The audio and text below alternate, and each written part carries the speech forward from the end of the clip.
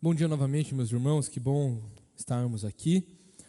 Vamos dar continuidade a essa aula de hoje e semana que vem, conversando já com o pastor Patrick. Serão aulas que eu irei ministrar e serão aulas que complementam uma outra. Então, convido os irmãos já a estarem presentes semana que vem na aula. E hoje nós vamos falar sobre um assunto dentro de Apocalipse, que talvez seja uma das coisas que os irmãos tenham mais curiosidade de saber. Quem é o anticristo? Não, brincadeira, não é isso não. Não é isso. A gente vai falar um pouco hoje sobre algumas linhas de interpretação do Apocalipse, tá bom? Então, prestem muita atenção na aula de hoje. Semana que vem eu vou dar continuidade a essa mesma aula. E semana que vem eu quero trazer, se assim Deus permitir, eu quero trazer uma tabela que eu quero colocar aqui para projetar, para ficar mais fácil para os irmãos visualizarem, e também uma linha cronológica de como que cada interpretação entende como acontece o Apocalipse. Mas hoje eu quero me deter a duas linhas, mas antes eu quero ler a palavra de Deus, que é o mais importante, tá? Convido os irmãos a abrir então a Bíblia, na segunda carta do apóstolo Pedro, capítulo 3. Vamos ler dos versículos de número 7 a número 13.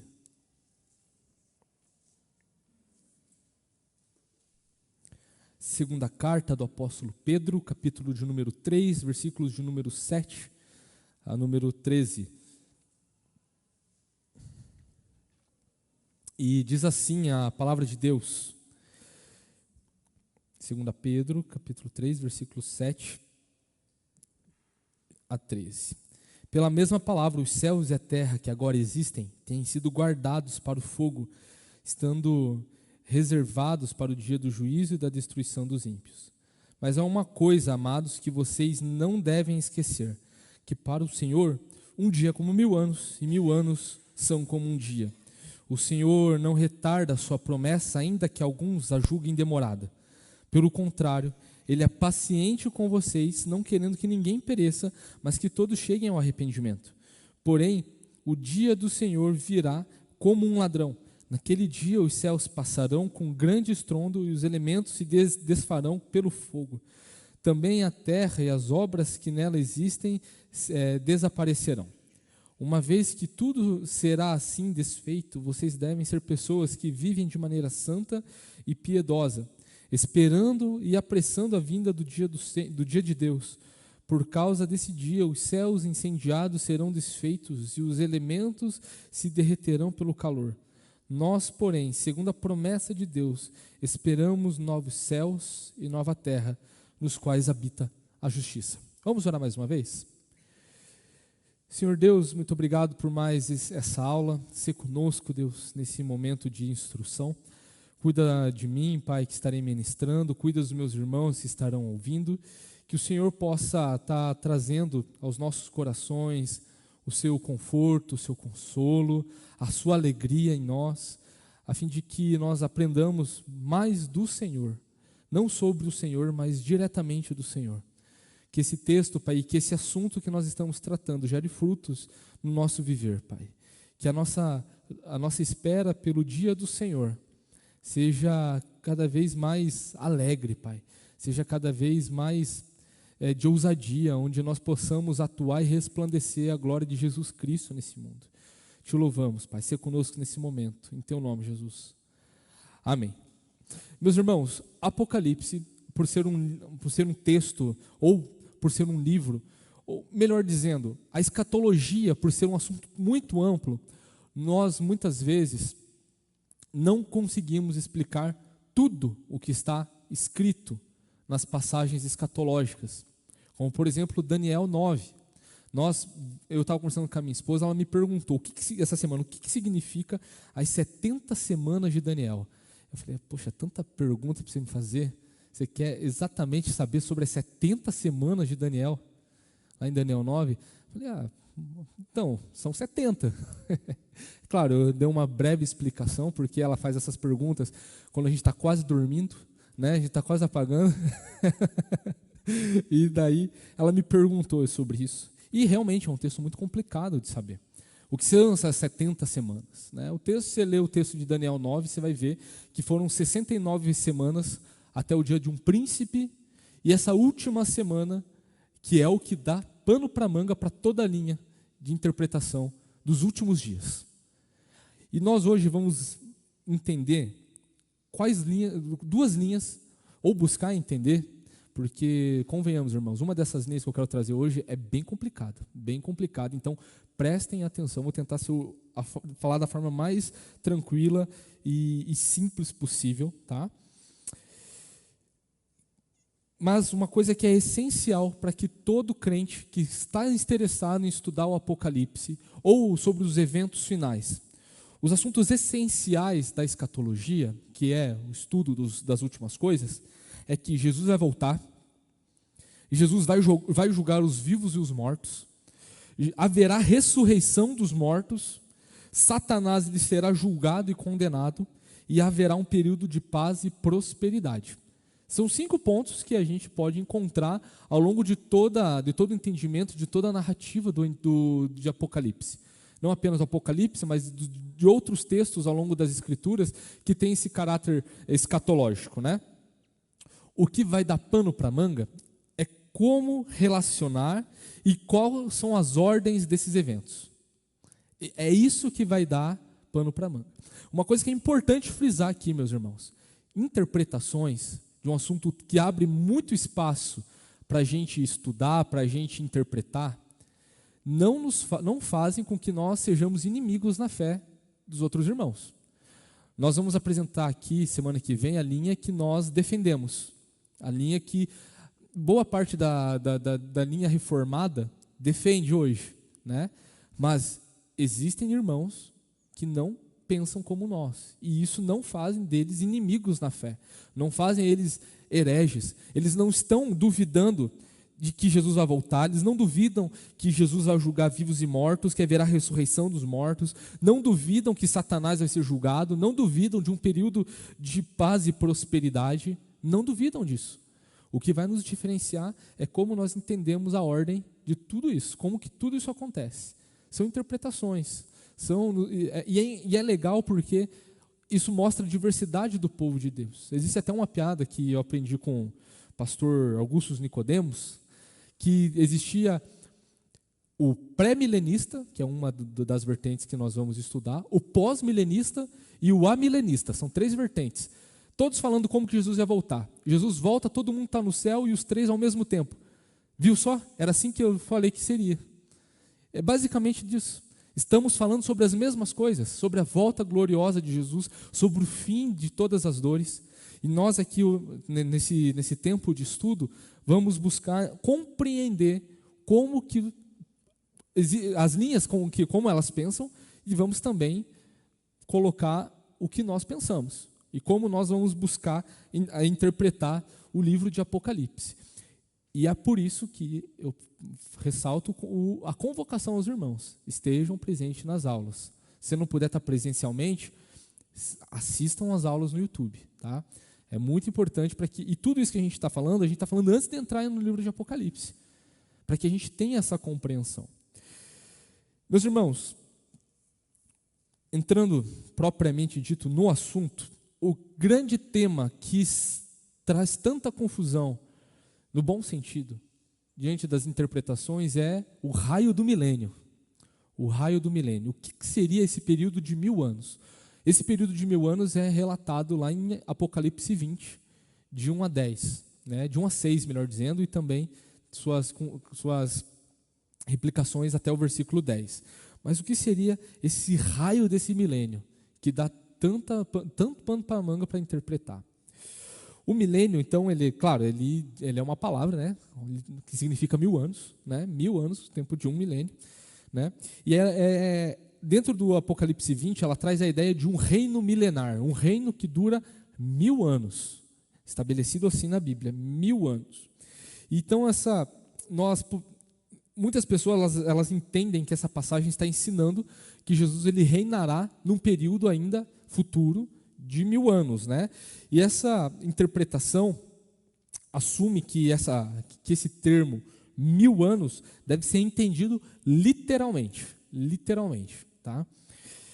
Então, assim, mas nós vamos defender, nós, Igreja Presbiteriana do Brasil, essa é a linha oficial de interpretação da nossa igreja, que não é 1000 anos literais.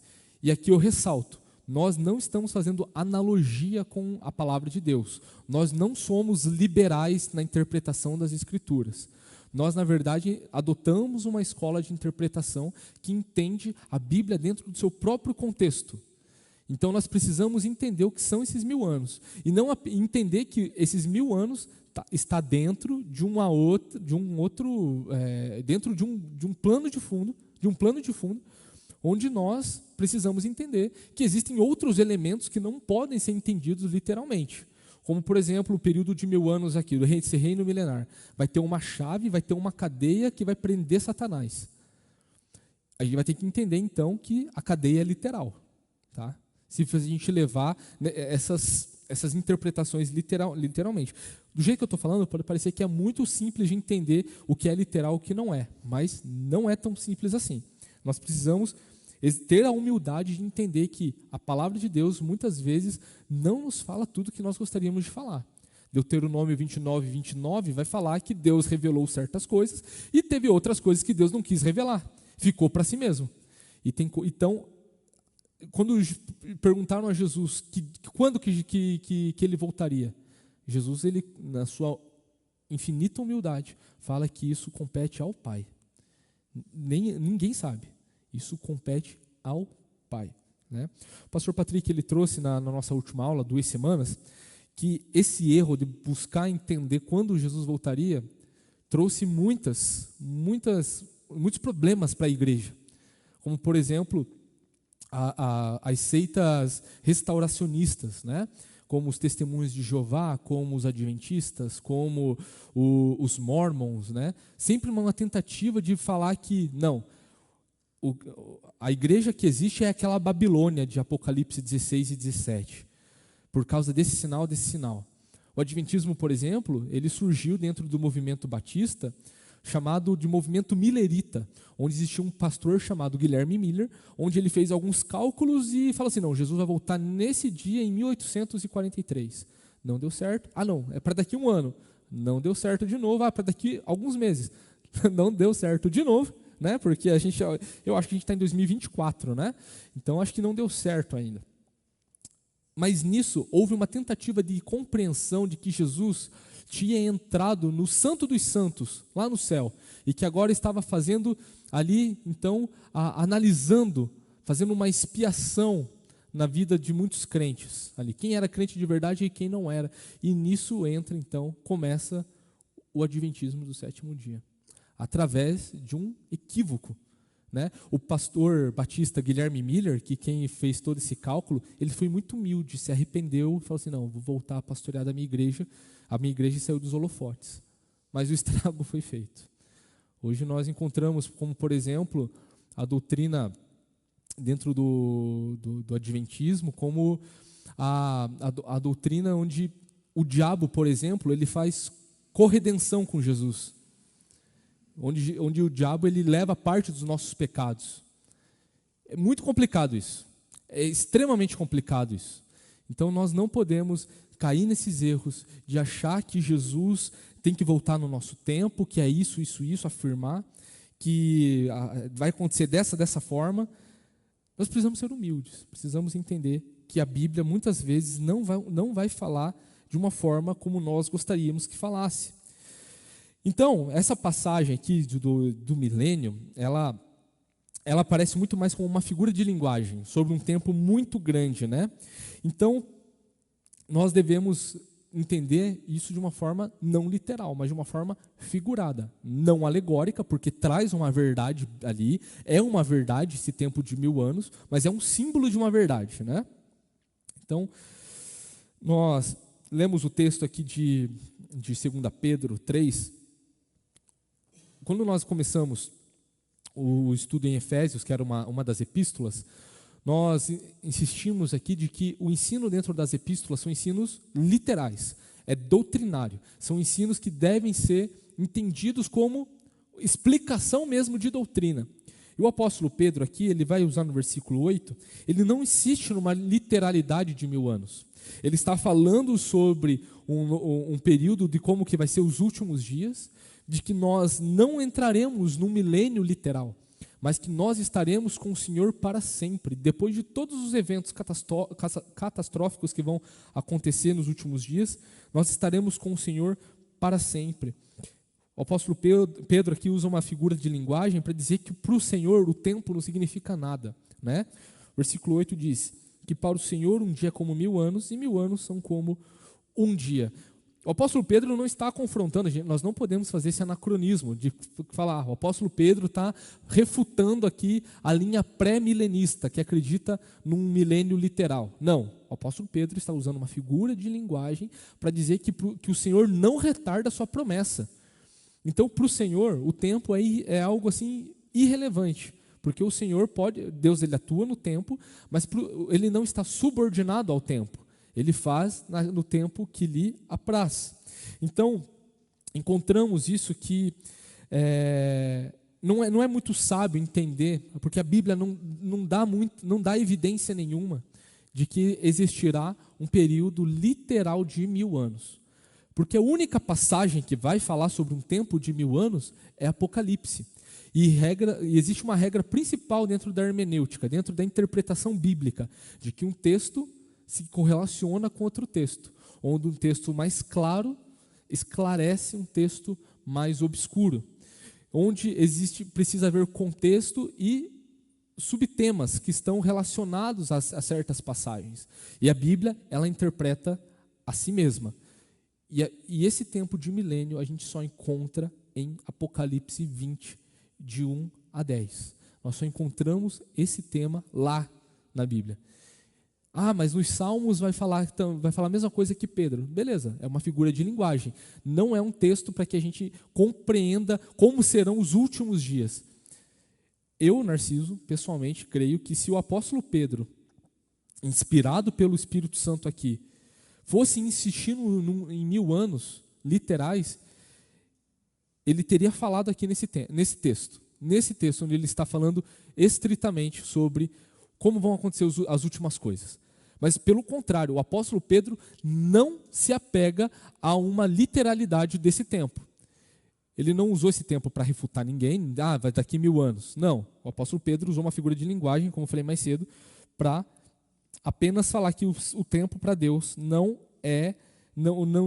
prende o Senhor diante dos seus atos, né? O Senhor não retarda as suas promessas, não retarda a sua promessa, ainda que alguns a julguem demorada. Versículo 9 vai falar exatamente isso, né? Então, nós precisamos compreender como que se dá as diferentes interpretações do milênio. Existem várias interpretações sobre o Apocalipse.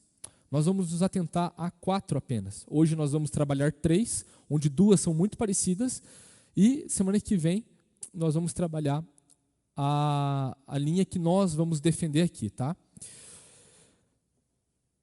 Diante disso que eu acabei de falar, eu quero falar sobre a linha de interpretação chamada de pré-milenista e da linha de interpretação chamada pós-milenismo.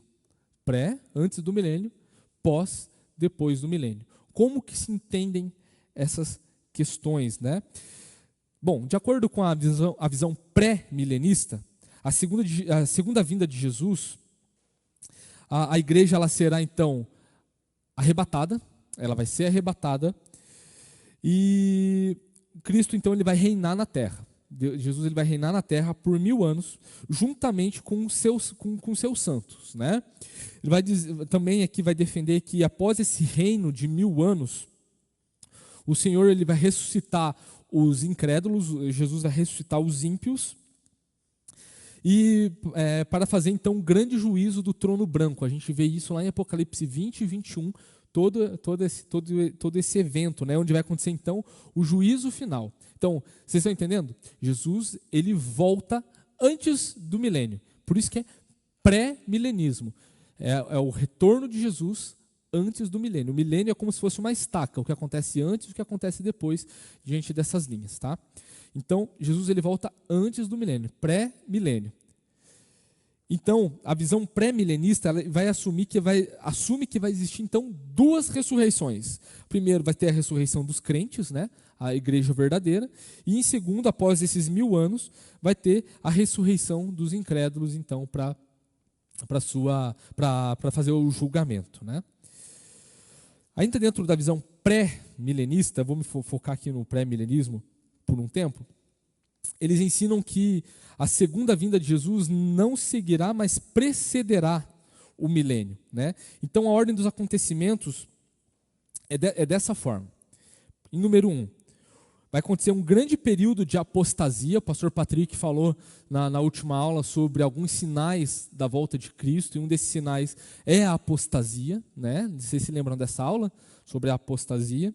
Vai ter um grande período de apostasia.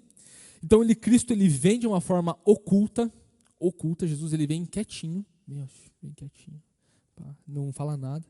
Ele ressuscita os santos, eles são arrebatados juntamente com os crentes que vão estar vivos, ou seja, todo mundo que era crente que morreu vai ser ressuscitado. Nós, se Jesus voltar agora, vamos ser arrebatados e estaremos aguardando, então vamos estar na verdade, vivendo então esse arrebatamento secreto, onde Jesus ele não deu as caras ainda, mas Jesus ele volta de uma forma muito quieta, só resgatando a sua igreja. Depois disso, depois desse momento em que Jesus ele vem de uma forma secreta, arrebata a igreja, vai então acontecer o grande período da grande tribulação. Lembram que o pastor Patrick também falou sobre a grande tribulação? Ele usou o texto de Mateus 24, né? Vai existir um momento de grande tribulação. E esse momento de grande tribulação, segundo a linha pré-milenista, trata-se sobre um tempo de 7 anos. De 7 anos. No qual vai ter o governo, então, do anticristo. Esse tempo vai ser o governo do anticristo, onde a igreja já está arrebatada, a igreja não está mais com o Senhor. Não está mais na terra, está com o Senhor. Aqui vão estar os ímpios e vão estar os judeus, né? Porque essa linha ela necessariamente vai falar sobre uma tratativa que Deus tem para com os judeus. E depois disso, depois desses 1000 anos, Jesus ele vai aparecer. Nesses 1000 anos, Jesus vai estar reinando em Jerusalém. E Jesus, então, ele aparece, ele vindo dos céus às claras. Então acontece a grande batalha do Armagedon, onde Satanás nesse tempo vai estar preso, segundo Apocalipse 20, nesses 1000 anos. Satanás é solto por um breve tempo, arrebanha as nações, e aí tem a batalha do Armagedon. Então Cristo ele derrota o anticristo, e todo as suas hostes, né? Não apenas o anticristo, mas o falso profeta, o dragão, depois a morte, depois o inferno, né? E isso introduzirá então um reino glorioso, novos céus e nova terra, né? Então, aí acabando, esse é o ato final dos 1000 anos, segundo a linha pré-milenista. Então, Satanás ele está derrotado, Satanás ele é solto, derrotado. Então, começa então o estado eterno, né? Bom, essa teoria ela apresenta o reino de Deus como uma instituição terrena e local. Esse, para mim, ao meu ver, é o grande problema dessa linha, tá? Vai tratar o reino, esse reino milenar, como um reino territorial, onde Jerusalém vai ser o centro e onde os povos das nações vão estar lá. A gente vai ver daqui a pouco, mas talvez essa seja a linha que você esteja mais acostumado. Eu fui falando de alguns elementos aqui, talvez você tenha pensado em alguma familiaridade, porque é a interpretação que mais nos bombardeia na cultura. Já falei aqui algumas aulas sobre aquela série de livros que até virou filme, Deixados para Trás, né? Que, não sei se alguns irmãos já teve a oportunidade de ler, de ter acesso. Muitos filmes de apocalipse que aparecem no cinema, televisão e tal, fala sobre isso, sobre uma galera sumindo, só deixando as roupinhas, né? Eu já vi até alguns filmes que eles deixavam as roupinhas dobradas, lá bonitinho com uma cartinha falando que estava com Jesus. Eu já vi filme assim também. Então, a gente está acostumado com esse tipo de interpretação, porque é a interpretação mais tradicional, ainda mais aqui no Brasil e no mundo, né? Antigamente não era assim, mas daqui a pouco eu pretendo ainda me aprofundar um pouco mais sobre essa linha de interpretação, né? Mas, para mim, o pré-milenismo, que vai falar sobre uma vinda secreta de Jesus, arrebata a igreja, onde essa igreja arrebatada vai estar com o Senhor, Jesus vai estar reinando por 1000 anos em Jerusalém, instaurando um período de 1000 anos onde Satanás vai estar sendo preso. Vai ter a grande tribulação para os judeus, principalmente, né? Onde o anticristo vai perseguir os judeus. E que depois, no final desses 1000 anos, Satanás é solto, arrebanha as nações, e existe uma última batalha. Para mim, é limitar aquilo que o Senhor Jesus nos ensina nos seus evangelhos, onde ele fala que o reino de Deus está próximo, onde ele fala que toda autoridade me foi dada nos céus e na terra, ide e prega o evangelho, né? Ao meu ver, claro, né, eu tenho certeza que o pastor Patrick concorda comigo nisso, e porque realmente é uma linha de interpretação extremamente complicada. Vai falar sobre uma segunda vinda de Jesus em 2 atos, onde ele volta de uma forma secreta e depois ele volta de uma forma gloriosa nos 1000 anos. E o problema disso é que a gente não vê isso, não vê Jesus ensinando isso. Nós não vemos os apóstolos ensinando isso. Nós não vemos nada disso no Novo Testamento. Nós não vemos nem nos textos escatológicos do Antigo Testamento disso. Nós vemos na Bíblia que a vinda do Messias, independente de primeira ou segunda vinda, a vinda do Messias é o ato de grande esperança do povo de Deus. Para Israel, no Antigo Testamento, a primeira vinda de Jesus, boa parte do que a Bíblia falava no Antigo Testamento se cumpriu já na primeira vinda de Jesus. A gente viu isso quando a gente estava falando sobre a esperança escatológica do Antigo e do Novo Testamento. E agora nós, no Novo Testamento, na Nova Aliança, também estamos esperando a vinda de Jesus. Essa vinda final, essa vinda de início de estado eterno. Então, nesse tempo, vão existir, não sei se os irmãos perceberam, vão existir pessoas glorificadas e pessoas ainda caídas, convivendo juntas, dentro dessa linha de interpretação. Vão ter pessoas, crentes, nós aqui, com o corpo glorificado, sem mais nenhum vestígio de pecado, perto de pessoas que vão ainda estar doentes, pessoas que ainda vão morrer, pessoas que ainda vão ser ímpias nesse período de 1000 anos. Para mim, Narciso, eu acho muito incoerente. Não é uma evidência que a palavra de Deus ensina. Eu não sei os irmãos, eu não lembro de nenhum outro texto onde ensina essa realidade de um período onde pessoas glorificadas e pessoas caídas vão conviver juntas. Isso se dá, e a gente vai buscar entender isso nas próximas aulas. Acho que quando a gente estiver mais estudando o livro de Apocalipse, eu já mencionei um pouco aqui, é o erro de ler, de entender Apocalipse como um livro cronológico. Mas a gente precisa entender Apocalipse como um livro de etapas, de ciclos, onde um se remete ao outro, um tem relação com o texto anterior. O capítulo 19 termina, na sequência não é o capítulo 20, mas o capítulo 20, ele começa de novo a contar a mesma história de redenção. E nós vamos oferecer base para essa linha de interpretação na próxima aula, que é onde nós vamos defender a linha que nós adotamos, né? Então, o pré-milenismo, ele procura ser o principal ponto de apoio nessa passagem de Apocalipse 20, de 1 a 6, né? Que apresenta uma cena nos céus e não faz qualquer referência aos judeus, ou ao seu reino terreno e nacional, nem a terra da Palestina, que é onde está ali. Os dispensacionalistas, que são os pré-milenistas dispensacionalistas, eles vão acreditar que Deus ele tem a tratativa com Israel e com a igreja. São 2 povos diferentes, onde Jesus ele veio trazer o evangelho aos judeus, os judeus rejeitaram o evangelho, e então Jesus então trata com a igreja.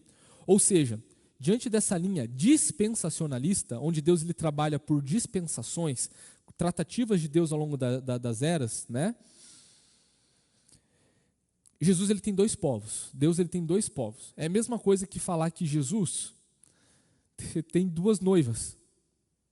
Esse, para mim, é um dos problemas mais graves de compreensão cristológica dentro dessa linha. Eu não acho que seja uma heresia, eu acho que é um equívoco apenas. Porque a grande argumentação de que Deus ainda vai tratar com os judeus é porque existem promessas no Antigo Testamento que não foram realizadas ainda. Então vai precisar de um período de 1000 anos para que aquelas promessas do Antigo Testamento se realizem. Por isso que Jesus, então, na sua vinda secreta, resgata a igreja. Pronto, agora eu vou tratar com Israel. Eu vou tratar com os judeus aqui, onde vão se converter. Para mim isso é um erro. O presbítero Edgar não vai deixar eu errar aqui. Nós trabalhamos Efésios esses tempos atrás. E nós vimos que Deus, o grande mistério de Deus é que Deus, de 2 povos, judeus e gentios, fez um. Está na Bíblia, está escrito na Bíblia. Esse é o grande mistério do amor de Deus. É o grande mistério. Como que Deus, através da sua aliança, fez isso, né? Queria convidar os irmãos a abrir a palavra de Deus lá em Gálatas. Capítulo 3. Gálatas, capítulo 3. A gente vai ler os versículos de 6 a 9.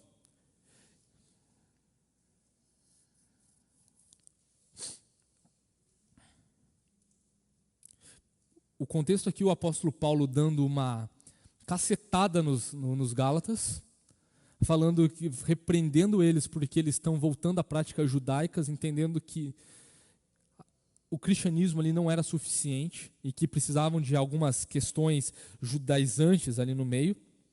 Paulo está batendo nos Gálatas e o apóstolo Paulo ele vai falar aqui no versículo 6. É o caso de Abraão que creu em Deus e isso lhe foi atribuído para a justiça. Saibam, portanto, que os que têm fé é que são filhos de Abraão. Ora, tendo a Escritura previsto que Deus justificaria os gentios pela fé, pré-anunciou o Evangelho a Abraão, dizendo: em você serão abençoados todos os povos. Todos os povos. A Bíblia ensina que a fé, que é esse mediador entre nós e Deus, que é dado pelo próprio Deus, né? Somos salvos pela graça por meio da fé, é isso que nós aprendemos em Efésios, vai falar que aquilo ali já era um vislumbre do que seria a pregação do Evangelho. É a primeira coisa que Deus fala para Abraão: sai da sua terra, da sua parentela e vá para a terra para onde te guiarei. Por meio de você farei uma grande descendência e todas as famílias da terra serão abençoadas. É a primeira coisa que Deus fala para Abraão. É a primeira sentença da aliança que Deus firma com Abraão. E o apóstolo Paulo aqui está falando que isso foi um pré-anúncio. Um pré-anúncio do Evangelho. Ele não foi feito povo de Deus porque ele teve Isaac. Ele não foi feito povo de Deus porque ele viu a sua descendência. Ele se tornou, Abraão iniciou o povo de Deus ali naquele momento da história, porque teve fé, a mesma fé que nós somos instigados a ter hoje. Por isso nós somos filhos de Abraão nesse aspecto. Nós fazemos parte do mesmo povo da aliança do Antigo Testamento. Então é um erro falar que existem 2 povos. É a mesma coisa que falar que Deus ele tem 2 noivas. O noivo tem 2 noivas. Não faz o menor sentido. E como que faz, por exemplo, com o judeu que se converte ao cristianismo? O que acontece? O que aconteceu com a igreja primitiva, que totalmente era uma igreja judaica ali? Era uma igreja que era composta 100% de judeus. Como que se dá essa relação? É extremamente confuso, extremamente problemático esse relacionamento como em falar que Deus ele tem 2 povos onde ele vai tratar de forma diferente. Lá em Romanos 11 é o texto principal que muitos que defendem essa linha vão tratar. Fica a lição de casa, Romanos 11, para os irmãos lerem. Romanos 11 vai falar que Deus ele não esqueceu de Israel. Deus ele não esqueceu do povo da aliança original. Muito pelo contrário. Romanos 11 vai estar falando que Deus, através da igreja agora, tem um remanescente. Deus sempre teve esse remanescente. E Israel também está incluído nesse povo de Deus. Romanos 9, o apóstolo Paulo, ele vai se lamentar, ele fala que, no início de Romanos 9, o apóstolo Paulo se lamenta, falando que ele preferia perder a salvação, por amor dos seus compatriotas, por causa dos israelitas, para que eles fossem também salvos. Porque foi por meio dos judeus, por meio dos israelitas, melhor dizendo, que veio os oráculos, as promessas, a escritura, os profetas e tudo mais. E no versículo 6 ele vai falar assim: meus irmãos, nem todos que são de Israel são de fato israelitas. O que o apóstolo Paulo está querendo dizer aqui? Que não é a questão étnica que nos faz povo de Deus, mas que é a fé. E é interessante que em Romanos 11, o apóstolo Paulo usa uma expressão muito comum no Antigo Testamento, no que diz respeito aos povos que foram exilados e que retornaram a Jerusalém, que é o termo remanescente, ou seja, o povo que sobrou, o povo puro ali, o povo que realmente, o povo de verdade, o povo de Deus ali. Em Gálatas, capítulo 6, Paulo se refere à igreja como Israel de Deus. Israel de Deus. Então nós precisamos entender que a tratativa com o Senhor é a igreja. Não estamos falando da igreja do Novo Testamento, nós estamos falando da igreja ao longo de toda a revelação das Escrituras, desde Adão até o momento, ou até a vinda de Jesus. Isso contempla a igreja de Jesus. Estamos falando sobre uma mesma aliança, né? Então, nós entendemos que não pode ser assim esse milênio. Esse milênio não tem essa base, como é muito comum a gente ouvir por aí. É muito mais ficção, é muito mais fantasia do que Bíblia, né? A Bíblia fala de um milênio? Fala de um milênio. Nós acreditamos no milênio? Sim ou não? Sim, nós acreditamos no milênio. Nós não negamos o milênio. Não negamos o milênio. O milênio existe. O milênio é real, né? Mas antes de dar uma palhinha do que a gente vai ver semana que vem, eu quero falar agora sobre o pós-milenismo. Como que funciona o pós-milenismo, né? O pós-milenismo, ele fala que a segunda vinda de Cristo não acontecerá até após a era milenar. Por isso que Jesus ele volta depois do milênio. O pós-milenismo vai ter o período da igreja, isso vai levar para os 1000 anos, e depois no final desses 1000 anos Jesus volta. É basicamente isso. Período da igreja, 1000 anos e retorno de Jesus. Basicamente é isso. Antes da segunda vinda de Cristo, e durante essa era milenar, esse período de 1000 anos, haverá um período de grande paz. Vai ter um período de paz como nunca existiu. Provavelmente você, que é mais velho, ouvia muito no século passado sobre apelos a uma realidade assim, de que Jesus ele viria e transformaria o contexto ecológico. Existia uma fala muito forte disso, contexto ecológico, contexto econômico, de como isso seria abundante, de como isso seria restaurador na sociedade, né? Era muito falado sobre isso. Então, o evangelho ele prevalecerá para todo mundo. A ideia do pós-milenismo é essa, que vai existir um grande momento onde o evangelho ele vai perdurar por todo lugar, onde o evangelho ele vai ser extremamente aceito e onde existirá grande paz por conta disso. Então a segunda vinda de Cristo ocorrerá no final então dessa era de ouro, por assim dizer. E será seguida pela ressurreição e o julgamento final. Agora eu queria saber dos irmãos, qual que é o problema dessa linha? Ela é menos complicada que a outra, com toda certeza. Ela é menos complicada, ela não se apega tanto ao milênio no que diz respeito à tratativa de Deus com Israel ou com a igreja. Ela é mais direta, ela fala mais sobre a pregação do evangelho. Mas qual que é o grande problema do pós-milenismo? Algum dos irmãos teria a ousadia de falar? Eu sei que é um assunto complicado, Apocalipse. É um assunto extremamente complicado. Alguns irmãos teriam tentaria arriscar? Qual que é o grande problema?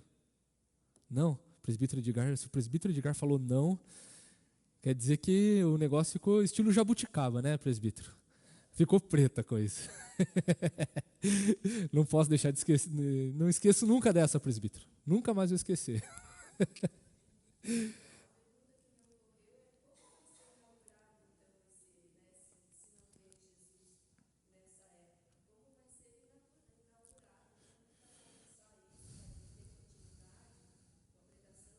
Sim.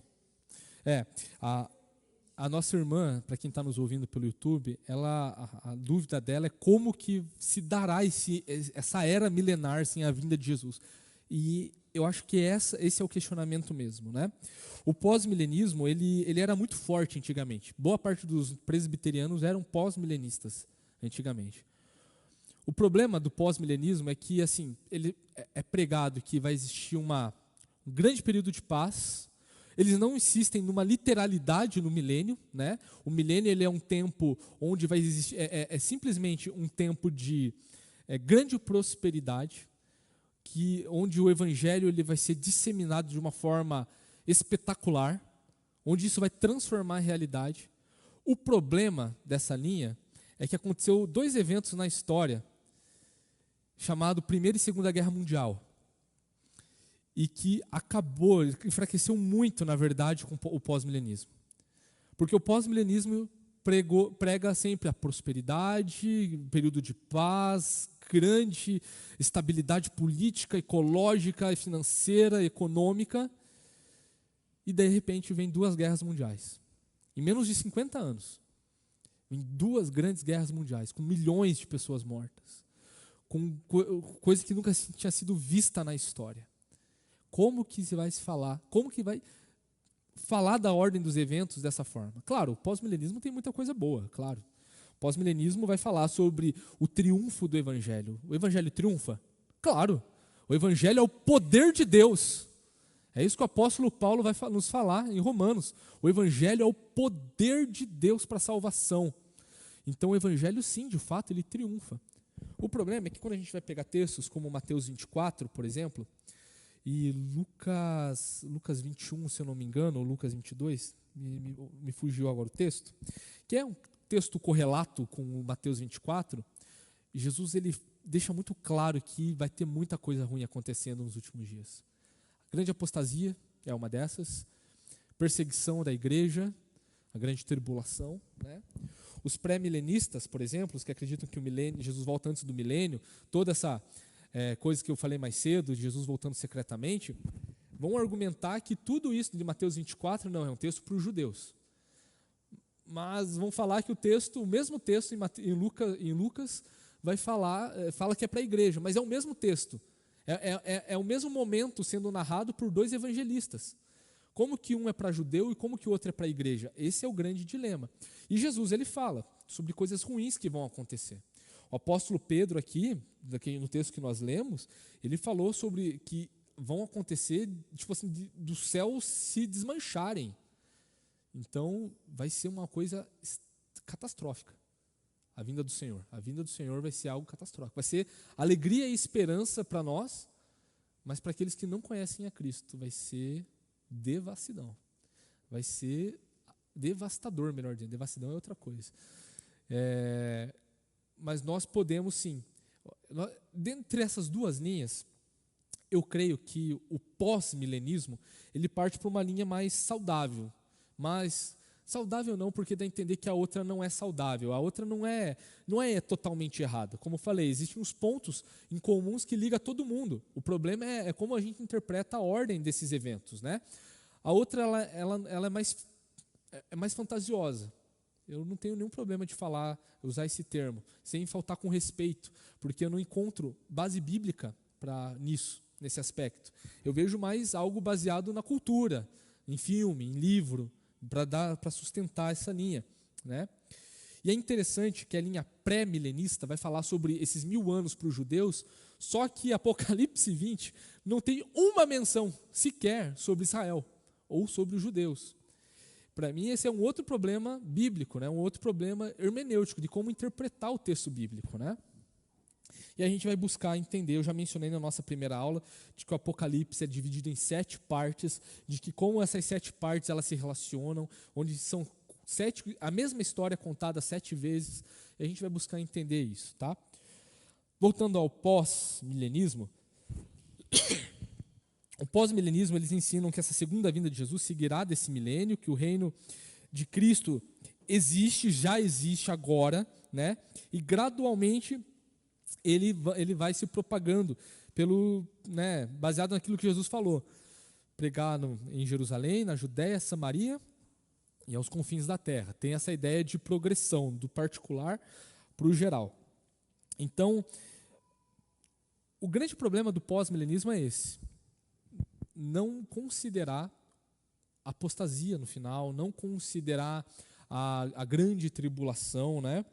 Ele é desconsiderar as parábolas de Jesus, como por exemplo, que até mesmo no meio da igreja existe o joio, existe o trigo, existe o joio, né? E de que vai existir uma colheita nesse último dia, né? É interessante também que o pós-milenismo ele vai falar que vai ter um acrescimento da justiça, da moralidade no mundo. E convenhamos, meus irmãos, não é isso que a gente tem visto no mundo hoje.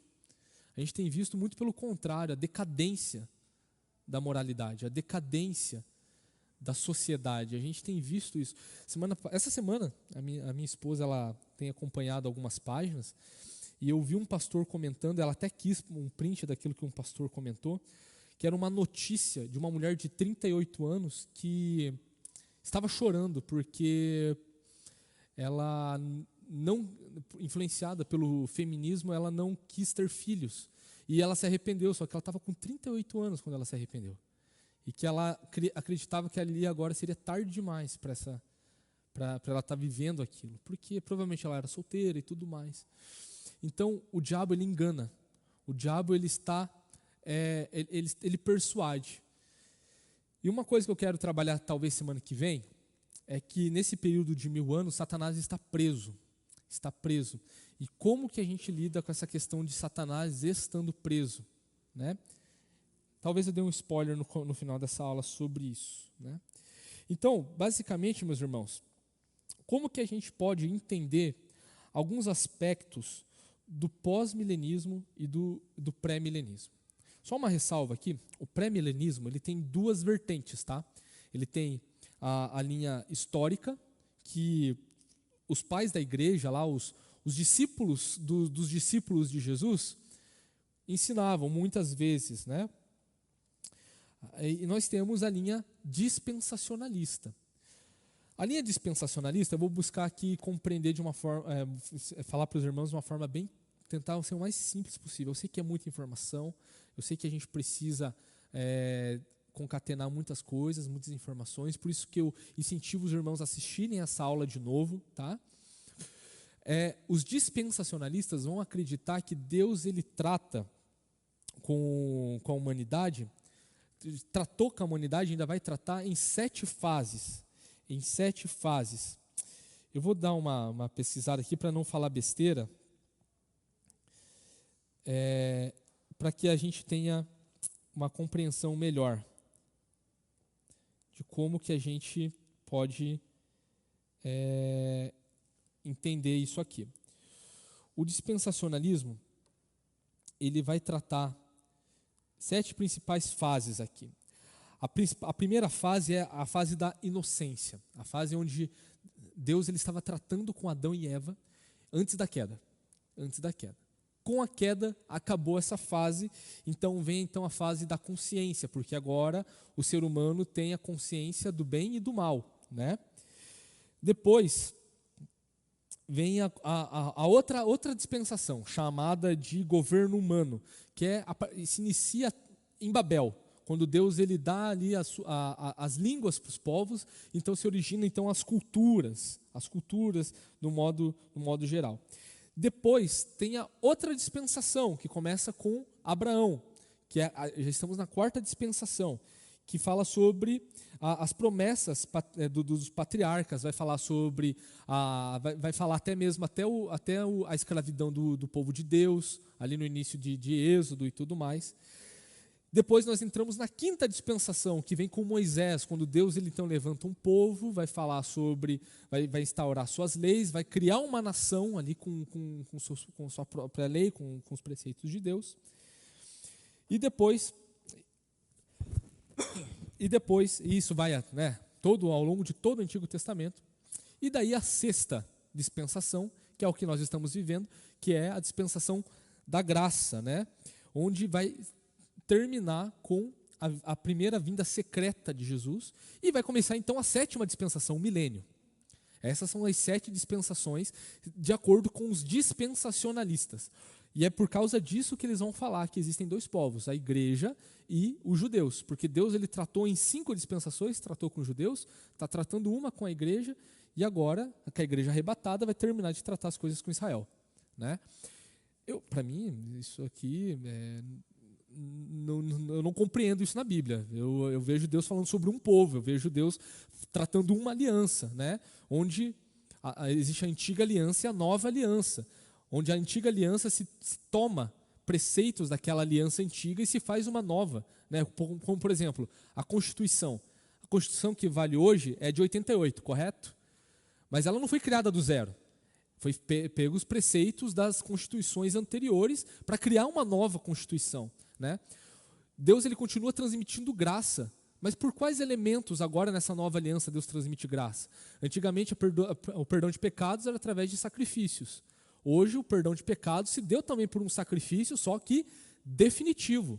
Os preceitos são os mesmos, a forma é que se distingue entre antiga aliança e nova aliança, né?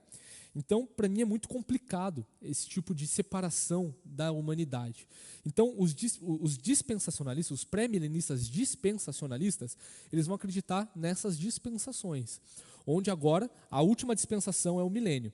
Os históricos não acreditam nessa linha que eu acabei de apresentar aqui para os irmãos. Eles vão acreditar que o milênio é literal, onde Jesus ele volta uma vez de uma forma definitiva, né? Então, se instaura o período do milênio. Então, dentro dessas 2 linhas, ou 3, que nós vimos hoje pela manhã, quero falar para os irmãos, de uma forma bem resumida, como que se entendem a segunda vinda de Cristo, a ressurreição, o julgamento, a tribulação, o milênio, a relação entre igreja e Israel, e de como que a gente pode como a gente vai diferenciar uma das outras, né? O pós-milenismo, ele vai acreditar que a segunda vinda de Cristo é um evento simples, nenhuma distinção entre arrebatamento e a segunda vinda, né? E que já ali começa o início do estado eterno, novo céu e nova terra, tá? Os pré-milenistas históricos, eles vão dizer que o arrebatamento e a segunda vinda são simultâneos e que Cristo ele retorna para estabelecer o milênio. Os pré-milenistas dispensacionalistas, eles vão falar que a segunda vinda vem em 2 fases. Cristo ele retorna para buscar a sua igreja, para estabelecer o reino, para estabelecer o milênio após 7 anos. Depois desse milênio, Jesus ele volta definitivo. É a segunda fase da segunda vinda. Para mim é muito complicado entender dessa forma, tá? Pessoalmente falando. Quanto à ressurreição, o pós-milenismo, ele vai dizer que existe uma ressurreição geral, tanto de crentes como de descrentes. Já na segunda vinda, Jesus volta, tem a ressurreição de justos e injustos.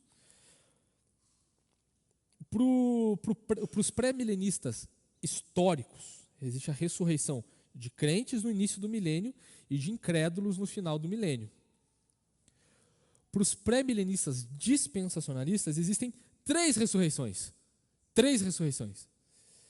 Dos crentes na segunda vinda, dos judeus depois dos 7 anos de tribulação e dos incrédulos no final do milênio. Então são 3 ressurreições dentro dessa linha dispensacionalista.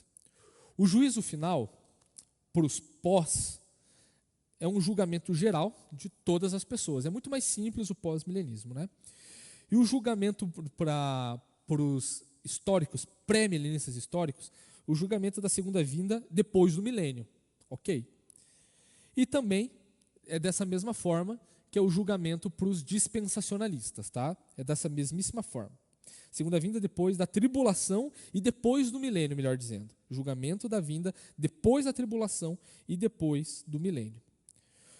Como que se dá então a tribulação para os pós-milenistas? É experimentada já agora, nessa era, né? A gente está no Ocidente, gente, a gente vê a gente vê a igreja numa, assim, relativa paz, correto? Nós ainda não somos perseguidos com morte, né? Nós ainda não somos perseguidos pela nossa fé propriamente dita, né? Claro, isso acontece de uma forma muito velada, né? Isso acontece em faculdade, muitas vezes acontece no nosso trabalho e tal. Existe o preconceito religioso contra nós cristãos. Mas no Oriente, eu duvido, meus irmãos, você chegar lá no Oriente e falar assim, ó, não existe a grande tribulação, vocês não vão passar. Vocês que estão morrendo decapitado aí, que estão perdendo filho, vocês que perderam a esposa grávida, aí que o bebê de vocês foi tirado na marra, como ato de ressurreição de inimigos da fé, vocês não estão ainda passando pela grande tribulação, não. Vocês não estão passando por um problema de tribulação. Eu duvido alguém fazer isso. Para mim, é uma falta de empatia falar que os crentes não passam pela tribulação. Porque crente não diz respeito aos crentes do Ocidente apenas. Se diz aos crentes de todo lugar do mundo. E em todo lugar do mundo, com menos ou com mais, existe tribulação. Jesus prometeu isso para a gente, não é verdade? No mundo vocês vão ter aflições. Tem de bom ânimo, eu venci o mundo. Não é verdade? Jesus fala isso. Jesus fala assim, Pai, eu não peço que os tires do mundo, mas que os livrem do maligno. Jesus fala isso em João 17, no seu sermão sacerdotal, na sua oração sacerdotal, melhor dizendo. Então a tribulação para os pós-milenistas acontece nessa era. Para os pré-milenistas históricos também acontece nessa era. Mas para os pré-milenistas dispensacionalistas, a igreja é arrebatada antes da tribulação. Antes da tribulação. O milênio, para os pós-milenistas, é a presente era, hoje, né, entrará no milênio pelo progresso dos povos mediante a pregação do evangelho, ou seja, só vai melhorar a situação. Para os pré-milenistas históricos, para os pós-milenistas é isso, para os pré-milenistas históricos, o milênio futuro acontecerá após a vinda de Jesus, e o reino milenar vai ser literal sobre as nações no mundo, onde Israel vai ser ali, Jerusalém vai ser a sede desse reino de Jesus, né? E dessa mesma forma é para os dispensacionalistas também, né? Israel e a igreja, a gente já tratou aqui um pouco. Israel a igreja, ela é a Israel do Novo Testamento, né?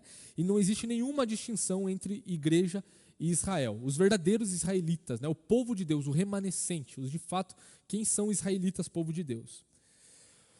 Para os pré-milenistas históricos, Israel a igreja é Israel do Novo Testamento também. No entanto, Deus terá um tratamento e vai ter uma ação separada com Israel, nação, durante o milênio, né?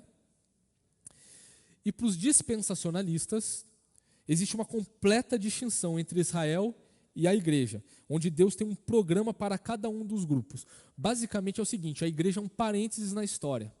Na verdade, Deus ele tem um povo, ele quer tratar sempre com Israel. Israel não quis, eu vou criar a igreja, vai ser um parênteses na história, vai ser uma entrelinhas ali, onde a igreja vai estar atuando. Eu vou tirar a igreja da jogada, Deus falando, e agora eu vou tratar de novo com o meu povo número 1. E não é isso que a Bíblia nos ensina, né? Diante disso, meus irmãos, a gente semana que vem nós vamos tratar um pouco sobre a linha amilenista, que é a linha que nós vamos defender aqui, tá bom? Nós vamos tratar, não somos nem pós, nem pré-milenistas, nós somos amilenistas, que tem um A na frente. Quer dizer que então que a gente não acredita no milênio? Eu particularmente não gosto desse termo, tá? Eu não gosto, mas é o que ficou. Os dispensacionalistas chamam quem não acredita no milênio assim, de quem não acredita no milênio, literalmente. Não é isso. Nós vamos defender aqui, me corrija se estiver errado, pastor Patrick, de que nós acreditamos no milênio, de que esse milênio já está em realização desde a ressurreição de Jesus Cristo. É por isso que ele fala toda a autoridade me foi dada nos céus e na terra. Ide, portanto, pelo mundo, pregando o evangelho, batizando em nome do Pai, do Filho e do Espírito Santo, ensinando tudo o que eu vos ensinei. E eu estarei convosco todos os dias, até a consumação dos séculos. Toda a autoridade me foi dada nos céus e na terra. Nós acreditamos no milênio. Com certeza acreditamos no milênio. A Bíblia fala, se a Bíblia fala, nós acreditamos. Tá? Se a Bíblia fala, nós acreditamos, nós não relativizamos, nós não fazemos alegoria. Nós entendemos que o milênio, dentro de todo o contexto, dentro de toda a literatura do Apocalipse, dentro do estilo de linguagem, é mais um dos símbolos. Mais um dos símbolos, como por exemplo a besta que emerge do mar.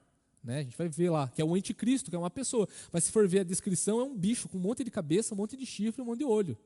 Gigantesco. Né?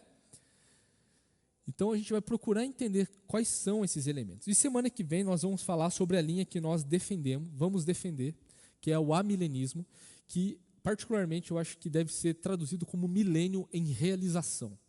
Basicamente naquela ideia do já e do ainda não, sabe? Onde Jesus ele fala, o reino de Deus está próximo. Onde Jesus não está falando, o reino de Deus um dia virá, ele está próximo, ele está entre nós. Né? A gente fala que Jesus ele é rei, não que ele reinará. Né? Nós falamos que a progressão do evangelho é a marca desse reino, com certeza.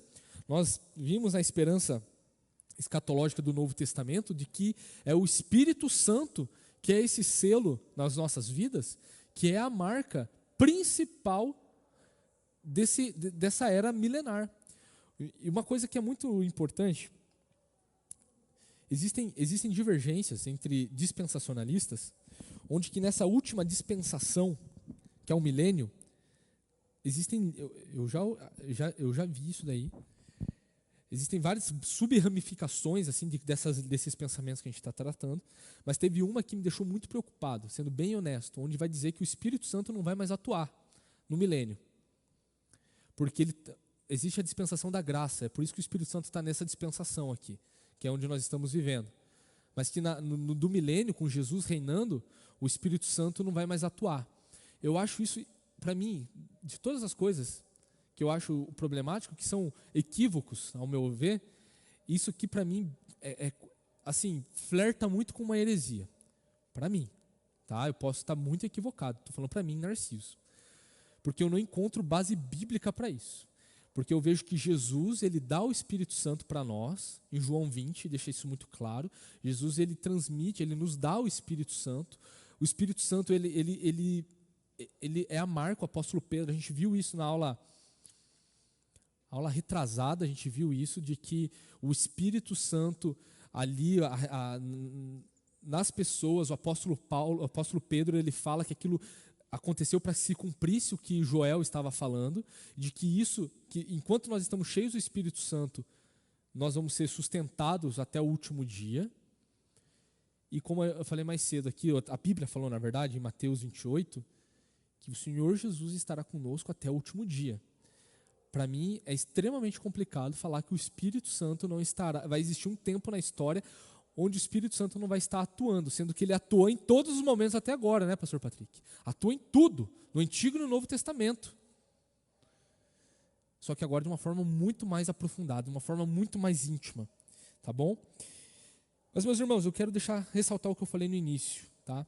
São linhas de interpretações. Isso não é doutrina propriamente dita. São formas de como nós podemos compreender melhor os últimos atos, os atos das últimas coisas, das obras do Senhor Jesus nessa realidade. Nós vamos divergir, nós vamos convergir em muitos, mas a gente precisa lembrar que as doutrinas de fato, né, que permeiam isso e que todo crente de verdade precisa acreditar, é que Jesus vai voltar. Todos acreditam que Jesus vai voltar, amém? Amém, Jesus vai voltar. Que ele vai julgar vivos e mortos, amém? Que haverá ressurreição dos mortos, amém? Que Satanás será julgado e condenado para sempre, amém? Aleluia! E que haverá um período de paz e prosperidade com o Senhor Jesus eternamente. Posso ouvir um amém? Então, são essas coisas que rodeiam a nossa vida. São essas verdades que precisam trazer alegria ao nosso coração. O como essas coisas acontecem, a gente discute, a gente conversa, a gente trabalha, a gente senta, a gente debate, a gente não briga, né? A gente tenta entender qual que é a linha mais saudável, né? Eu aqui dando aula, eu posso dar minha opinião. Eu consigo dar minha opinião. Talvez você discorde de mim. A gente pode conversar depois, né?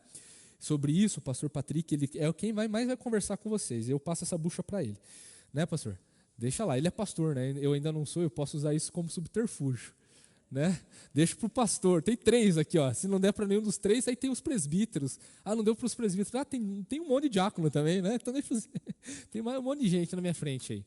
Então, a gente pode confiar que Jesus, ele vai voltar, que ele vai julgar vivos e mortos, vai ter ressurreição, que Satanás vai ser condenado para sempre, que a gente vai viver eternamente com o Senhor Jesus. São essas verdades que precisam aquecer nosso coração, que devem dar base para a nossa pregação enquanto estamos aqui esperando, né?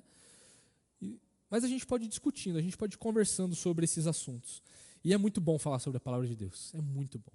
Então, semana que vem, meus irmãos, nós vamos falar sobre o amilenismo ou milênio em realização, que é a linha que nós aqui, eu e o pastor Patrick, como professores dessa classe, vamos adotar. Nós acreditamos piamente nisso, né, nessa linha, né? Claro, piamente naquele sentido assim, não vamos morrer por essa linha de interpretação, né? Mas é o que a gente entende como mais coerente com o que a palavra de Deus nos fala, tá? Provavelmente deve ter alguém nos assistindo achando que, como assim achar coerente uma interpretação que não acredita no milênio? Nós acreditamos no milênio, nós acreditamos. Só que o como ele acontece é o que nós estamos debatendo e nós estamos discutindo. Alguma pergunta, meus irmãos? Alguma coisa que vocês queiram contribuir? Não? Brincadeira. Podem perguntar. O seu Edmilson, por favor, Nicolas.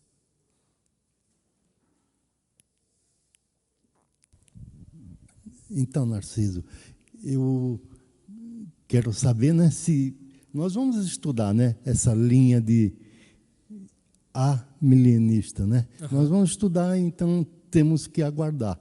Mas então sabemos que concordamos, você está nos dizendo, né, que praticamente são a linha que nós devemos defender, né?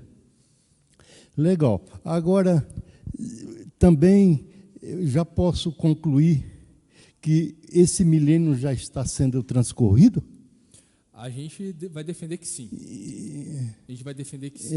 Porque ficou assim bastante difícil de eu aceitar essa pré-milenista. Teve algumas coisas que não se encaixaram para mim, né? E pós-milenista também não. Alguma coisa não se encaixou dentro da minha linha de pensamento. Então, eu vou aguardar essa nova linha, né, para a gente tirar uma conclusão real, né? Sim. É basicamente aquilo que a gente começou a falar hoje aqui, né? O milênio é a estaca. Agora, Jesus ele volta antes ou depois disso? Esse é o que gera muito debate. Jesus ele volta antes desse milênio ou depois desse milênio? Nós vamos defender que Jesus volta depois desse milênio. Mas a gente vai defender que esse milênio ele não é literalmente 1000 anos, porque nós não compreendemos, não encontramos na Bíblia base para dizer que é 1000 anos. Os dispensacionalistas vão dizer, não, mas teve a revelação de Daniel, teve a revelação ali de Jesus falando, e o apóstolo João só abriu o leque para o tempo. O problema é que a gente não encontra outro texto que vai falar sobre isso. Como a gente já falou várias vezes aqui, os apóstolos, junto com o apóstolo João, não falam sobre um milênio literal. O apóstolo Paulo fala, em 2 Tessalonicenses ele fala, em Romanos ele fala sobre os últimos dias, o apóstolo Pedro, como nós lemos aqui, fala sobre os últimos dias. Em nenhum deles, quando vai falar sobre perseverança, sobre se manter firme na fé, sobre estar com Jesus já aqui, eles não vão falar, quando eles vão narrar as últimas coisas, vai acontecer isso, eles não falam do milênio, eles não falam sobre um período que a gente tem que esperar ainda para Jesus voltar. E outra, eu pessoalmente, tá? É muito estranho porque eu cresci aprendendo de que Jesus ele vai voltar a qualquer momento. Eu acho que os irmãos acreditam nisso também. Para mim, não faz muito nexo, diante da piedade, da sinceridade cristã, estabelecer um tempo fixo. Porque se é o ano 999, eu vou me converter de forma muito bem conveniente, assim, sabe? Olhando para o Narciso pecador, eu me converteria no ano 999, sabe? Se eu, poxa, Jesus, pois é, já fiz tudo que eu queria, eu já aproveitei, fiz tudo que a minha carnalidade permitiu. Poxa, ano 999, acho que é melhor tomar jeito aqui. Jesus vai voltar ano que vem. Tem que, para mim não é muito coerente com a verdade que a palavra de Deus nos fala, tá? Existem muitas questões dentro do milênio, como por exemplo a prisão de Satanás. Como que nós vamos interpretar a prisão de Satanás, sendo que o milênio não é literal? É uma coisa complicada, porque fala lá que Satanás está preso para não mais enganar as nações. Mas a gente olha para a nossa realidade e Satanás está fazendo um estrago bem considerável. Bem considerável. A gente vai buscar entender o que significa isso também. Não de uma forma alegórica, mas de uma forma real, de uma forma como a palavra de Deus nos ensina, entendendo que ela nos comunica verdades através também de símbolos. Tá? Mais alguma pergunta, meus irmãos?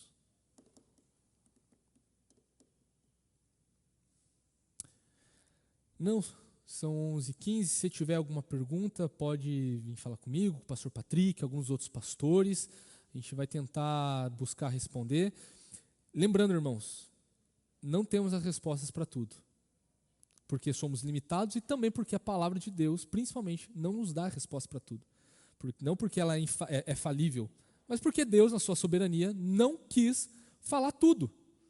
O essencial, que é crer no Evangelho, crer que Jesus vai voltar, pregar esse Evangelho enquanto Jesus não retorna, são coisas essenciais para a nossa fé.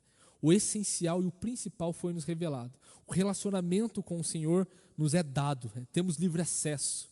Que coisa maravilhosa é isso, não é verdade? E nós hoje podemos vislumbrar isso. Nós podemos viver na vida da igreja uma palhinha daquilo que nós vamos viver na eternidade. Então, meu irmão, se você não gosta de vir na igreja, o céu, novo céu, nova terra não é o teu lugar. Porque lá nós vamos continuar vivendo o que nós já vivemos aqui. Então, conheça mais a Jesus, tenha mais relacionamento com seus irmãos, ame mais a vida da igreja, ame mais essa comunidade onde Deus ele derrama o seu amor desde antes da fundação do mundo, onde esse amor transcende épocas. Por isso que nós somos povo de Deus, pelas épocas, pelas eras. Amém?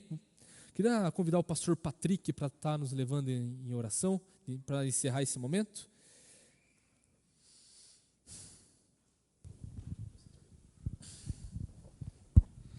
Senhor Deus, nós louvamos o Teu nome, Deus, pela oportunidade que temos de estudar a Tua palavra, um tema denso, difícil, mas que aos poucos nós vamos tendo conhecimento graças ao Senhor e aquilo que o Senhor ministra no nosso coração a partir da Sua palavra. Louvado seja o Teu nome por essa aula, pela nossa igreja, pela vida da igreja. Obrigado porque nós podemos ter conhecimento sobre coisas complexas e profundas do Teu reino também. Obrigado, Deus, porque tudo que o Senhor revelou é o que a gente precisa no essencial. Louvado seja o Teu nome por isso, porque o Senhor revela exatamente aquilo que a gente precisa para termos intimidade perfeita e plena com o Senhor nesta vida, apesar de sermos pecadores. Mas nos ajuda cada dia mais a sermos mais parecidos com o Senhor, a estarmos mais próximos de Ti e a compreendermos de fato a Tua palavra até que o Senhor volte. Enquanto isso, por favor, nos abençoe, derrame sobre nós a Sua graça, a Sua misericórdia e continue sendo conosco, sustentando a nossa fé e sustentando a igreja até que o Senhor volte, como assim mesmo o Senhor prometeu. Nós te pedimos essas coisas e também te agradecemos por cada uma delas em nome de Jesus. Amém.